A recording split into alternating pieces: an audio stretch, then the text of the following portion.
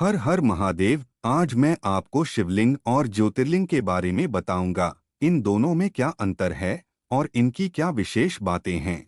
अगर आप मेरे चैनल पर नए हैं तो मेरे चैनल को लाइक और सब्सक्राइब जरूर करें और बेल आइकॉन भी दबा दें। जाएगा जानते हैं शिवलिंग और ज्योतिर्लिंग में क्या अंतर है।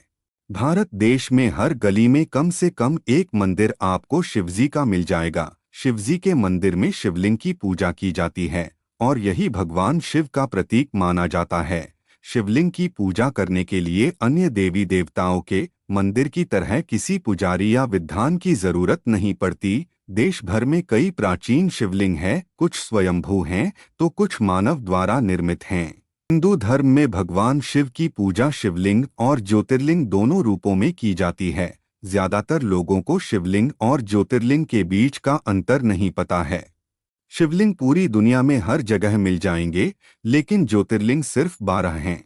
आइए जानते हैं शिवलिंग और ज्योतिर्लिंग में क्या अंतर हैं। ये ज्योतिर्लिंग देश के अलग अलग हिस्सों में स्थित है। मान्यताओं के अनुसार 12 ज्योतिर्लिंगों के दर्शन करने से महादेव की विशेष कृपा प्राप्त होती है। वहीं शिवलिंग उसे कहते हैं जिसे मनुष्यों द्वारा बनाया गया है या खुद प्रकट हुए हैं।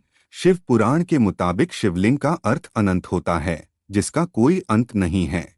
शिवलिंग शास्त्रों में शिवलिंग का अर्थ बताया गया है अनंत, अर्थात जिसकी न तो कोई शुरुआत है और न ही अंत। शिवलिंग भगवान शिव और माता पार्वती के आद्यनादि एकल रूप है। शिवलिंग पुरुष और प्रकृति की समानता का प्रतीक है। शिवलिंग बताता है कि न केवल पुरुष और न ही स्त्री दोनों का अलग अलग इस संसार में कोई वर्चस्व नहीं है, बल्कि दोनों समान हैं। शिवलिंग मानव द्वारा स्थापित किए गए हैं। इनमें से कुछ शिवलिंग मानव द्वारा निर्मित हैं तो कुछ स्वयंभू हैं और फिर उनको मंदिरों में स्थापित किया जाता है। ज्योतिर्लिंग भगवान शिव के स्वयंभू का अवतार है। ज्योतिर्लिंग का अर्थ है भगवान शिव का ज्योति के रूप में प्रकट होना। ज्योतिर्लिंग मानव द्वारा निर्मित नहीं होते हैं, बल्कि वे स्वयंभू होते हैं और उनको सृष्टि के कल्याण और गतिमान बनाए रखने के लिए स्थापित किए गए हैं। शिवलिंग कई हो सकते हैं, लेकिन ज्योतिर्लिंग केवल 12 हैं और ये सभी भारत देश में स्थित हैं। कहा जाता है कि जहाँ जहाँ ज्योतिर्लिंग हैं, वहाँ भगवान शिव ने स्वयं दर्शन दिए हैं और वहाँ एक ज्योति के रूप में उत्पन्न हुए थे। 12 ज्योतिर्लिंग की वजह से पृथ्वी का आधार बना हुआ है और इसी कारण वह अपनी धुरी पर घूम रही है।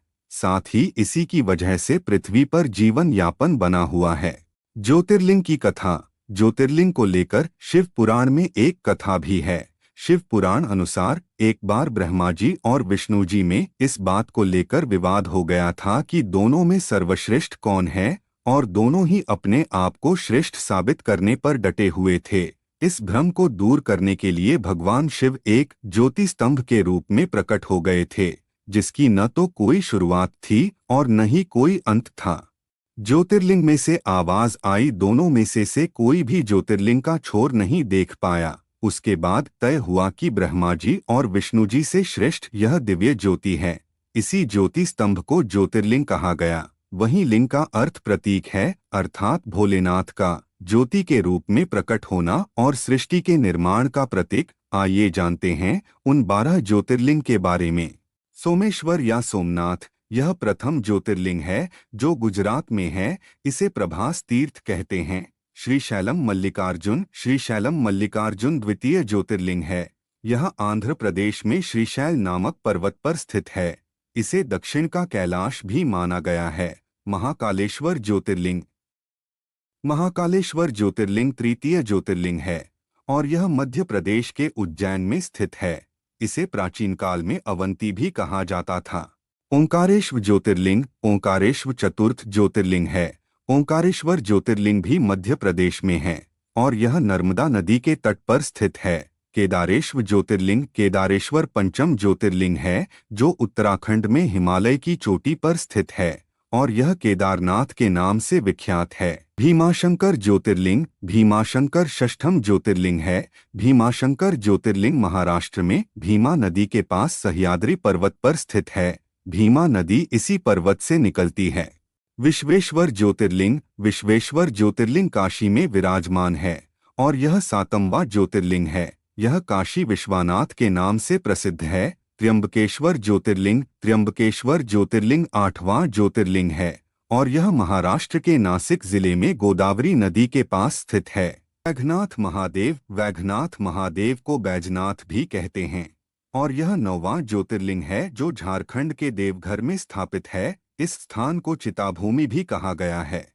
नागेश्वर ज्योतिर्लिंग भगवान शिव का यह 10वां ज्योतिर्लिंग बड़ौदा क्षेत्र में गोमती द्वारका के पास है। इस स्थान को दारुकावन भी कहा जाता है। इस ज्योतिर्लिंग को लेकर कई जगह विवाद है। कुछ लोग इसे दक्षिण हैदराबाद के औढ़ा ग्राम में स्थित मानते हैं। रामेश्वर ज्योतिर्लिंग भगवान शिव का 11वां ज्योतिर्लिंग तमिलनाडु में समुद्र के किनारे स्थित है। इस तीर्थ के सेतुबंध भी कहा जाता है।